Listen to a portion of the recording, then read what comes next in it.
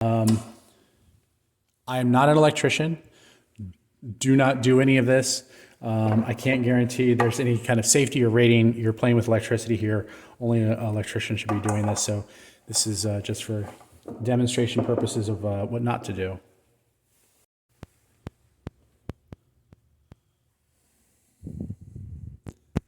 Hello everyone, Normal Human Dave here, and welcome to Seeking Center. Today we're going to be working on a light, putting together a light that I can use for workspaces as well as for videos, kind of a generic work light that I'm throwing together out of some different things I had around. So the first thing you'll see here is I have a very large light over here. This is the type of light you would typically see mounted on the side of a building for a parking lot area. We're going to be taking the actual light engine out of this and using that for our light. This is again designed to go on the side of a building and be hardwired into a system. We're going to want it on a cord, so we're actually going to use this old computer cord that I have here. This should work. I'm going to double check the gauge and everything when I take it, when I strip it out. And then we're going to hook it up to that light engine. And then we're probably going to build a housing for it as well so that I can set it on top of tables to use to light an area, much like the light above me right now is lighting up the workspace here. But I'm also going to make a little bit of a housing for it or a tilt for it so that we can use it as a floodlight as well to light up a whole area. So to start out, we're going to open this thing up and take a look for the light engine. So it looks like I have, so let's see, some star drives maybe. Yep, I got star drives to get into the housing of this thing. So let's go ahead and crack this thing open. See if I can get in there with my power tools. Yep, popped right open, and we probably have one on the other side here. Just make a little room. I'll slide this guy over, and yeah, we have another one right here on this side as well. Pop that guy open. That should allow us to go ahead and open this guy up and see what we got in here. So there we go. So there's that lens coming off, and it looks like it swings about halfway open. Oh yeah, it's got a little wire here. Let's see if I can get this around so we can see. It's got a little wire here to hold it so when it comes open. That's probably so that when it's mounted up on a wall somewhere, maintenance can open it up without the whole front coming off of this thing. So in here we've got a couple different things. Down here you'll see there's some wires. This is where it's meant to be hooked up to the building. This wire is going into this box over here, which is most likely the driver. It's an LED light fixture. So we've got a driver here that's going to basically take that line voltage and convert it to the kind of power that's going to drive the LEDs. This wire then comes out of that driver and it goes into this over here. Here you see there's some metal fins here. These are most likely cooling fins for the LEDs. LEDs don't get super hot like a traditional light bulb does, but they don't like heat. It kind of decreases their lifetime. So you'll oftentimes see LED lights, especially these bigger, brighter ones, with cooling fins to keep them cool. So looking in the back of this here, let's see what's holding this guy in. It actually looks like it might be bolts from the front that are holding in this side. This side over here, we have pretty much straightforward little bar here that's holding that driver in. I think that's the only thing really. So let's just grab a screwdriver. It's already got a flathead in it. Let's see if we can get these bolts out of here.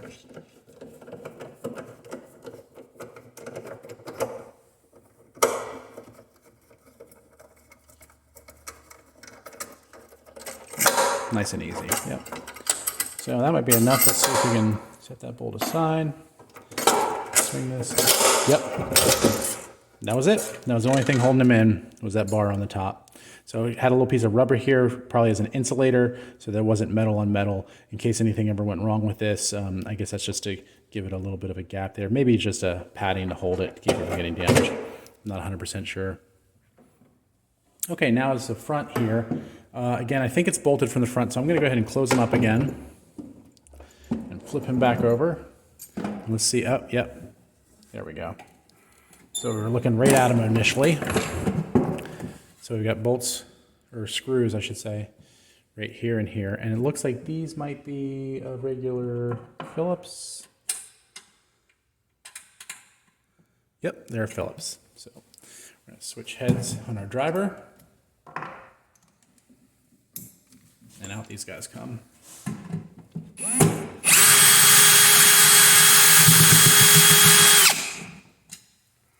Now, when I take the last one out, I think that plate in there might fall, but it's metal, it's pretty sturdy, it should be okay even if it drops down a little bit. But if we hear a big bang and see some shifting around, that's what that is.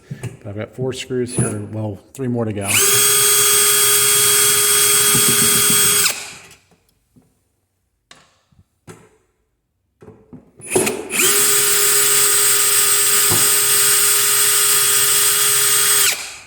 I'm thinking that one came loose, and this should be the last one. We'll hear him drop down.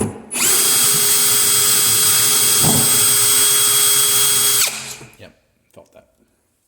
Okay, so he should be loose now. Let's turn this around again and see if we can slide that out of there without knocking everything off the bench here.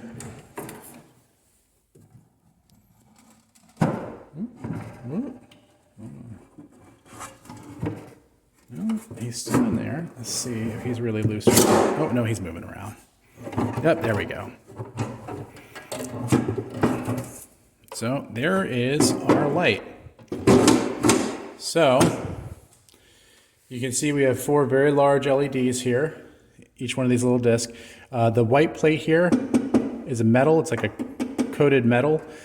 This little guy here is probably a reflector so that it's helping direct the light to go out this lens. So this is what I was really trying to get at.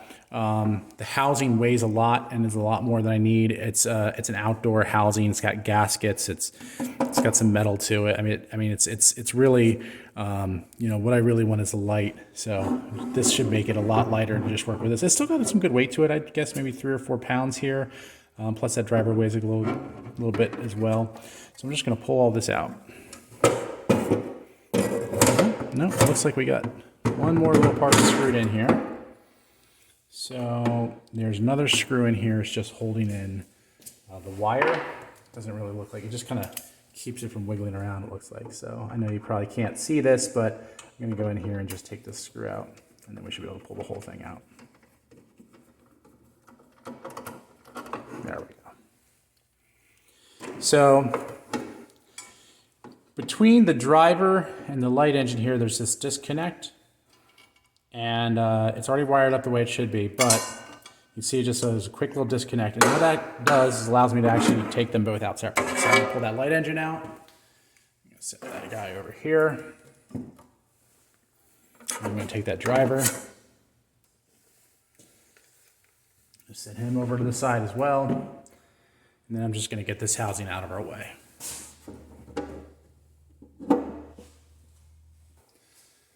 All right, there we go. Just like that, we have our very bright light, and we have our driver for it.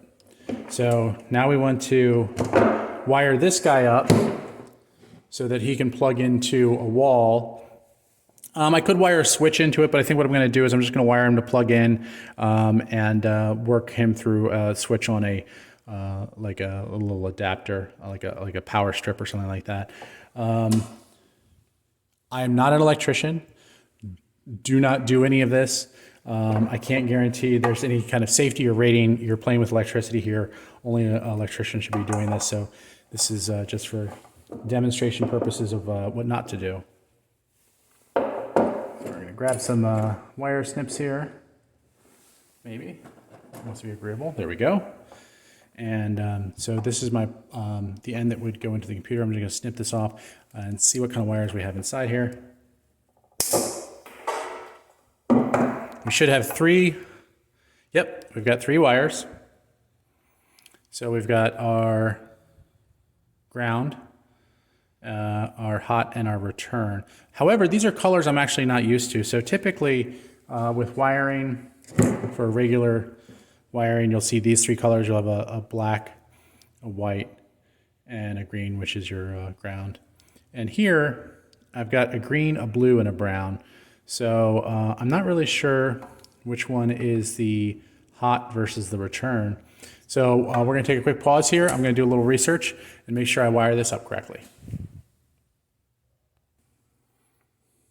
Okay, so after doing a little research, it looks like on my standard here, my hot is the black and my return or neutral is the white.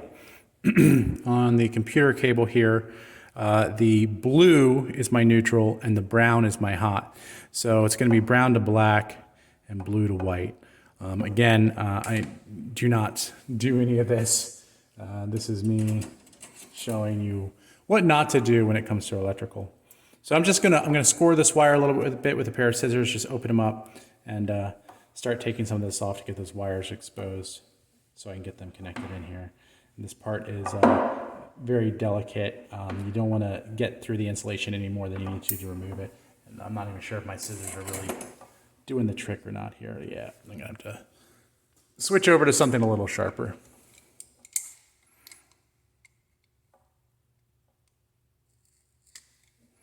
So I'm just scoring along there. Might have to do it a few times until I can get through that insulator. There's my first insulators out of the way.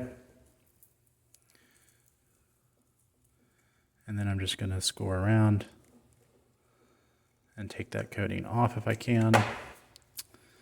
Hopefully just the coating, not my fingers. If not, we'll just come back and clean it up later. All right, let's go ahead and take a look at those wires then. So then there's our 3 wires. Again, we have some more insulation in there as well. And you'll notice that these ones, if you can see it, I'm not sure if you can see that, it's copper wire versus the aluminum, and that'll work just fine because the copper can handle a heavier load than the aluminum can. So these copper wires will do great. All right, now I'm going to switch over to the actual tool that's meant for this. So here we have our wire tool. It's got a couple little all-in-ones. It's got some strippers down here, crimpers up here, which will come in handy a little later when we're connecting all this. What I'm going to do is I'm just going to strip off the insulation from the individual wires to expose the conductor. So these should be, I believe, a 14 gauge. Let's try that one first. Yep, there we go, 14 gauge, worked great. So there's our green. I'm not sure I exposed enough of that. We want to have a maybe a good 1/2 inch or so exposed. We're just going to take a little bit more off that guy. There we go. So there's our conductors. So to connect all this, we have some crimp connectors.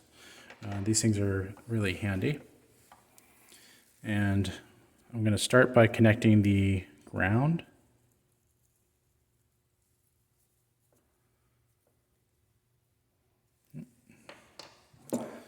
Clean up that little jagged edge there. There we go. There's my ground. And the way this works is inside here, there's a conductor. This goes right into that conductor. Twist these stranded wires together a little bit more to just keep them together. It's going to go right up inside of that conductor.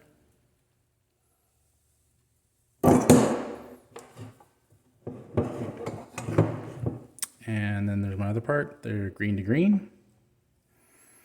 And I'm going to push them in there until they're getting together and touching.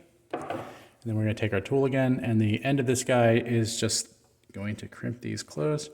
I like to do one towards each side to make sure the wires are held in place there. Again, they're touching in the middle. And then come back through and get that middle part.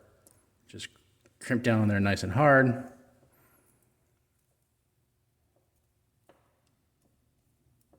There we go. Give it a little tug, make sure they're really in there. Yep, and we're good to go. So, next up, let's do our hot. So that's going to be brown to black.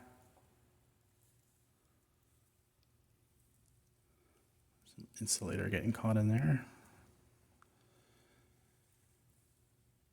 Okay.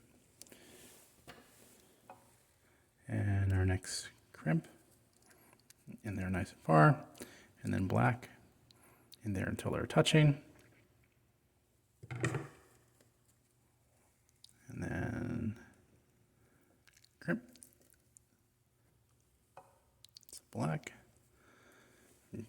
brown side.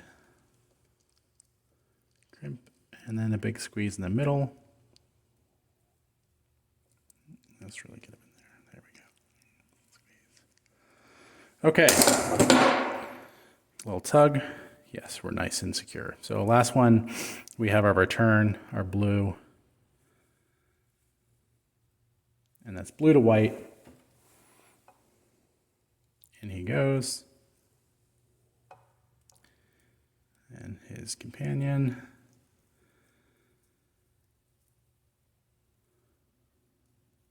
He wants to pull out of there. So we're going to make sure that he's in nice and far.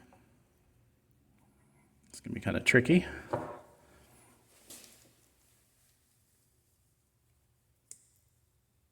There we go. All right, my white's in there. Make sure my blue's still in there nice and snug. And crimp. And one big one in the middle.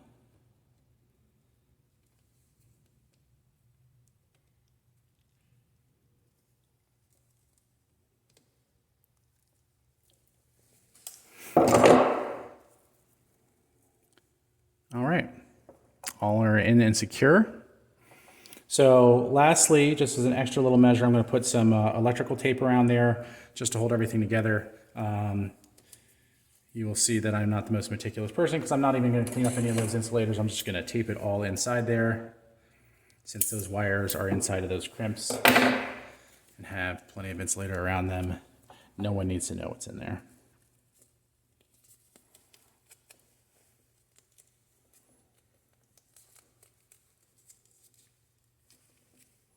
Do a little bit more just so that it goes all the way up to the main insulators there.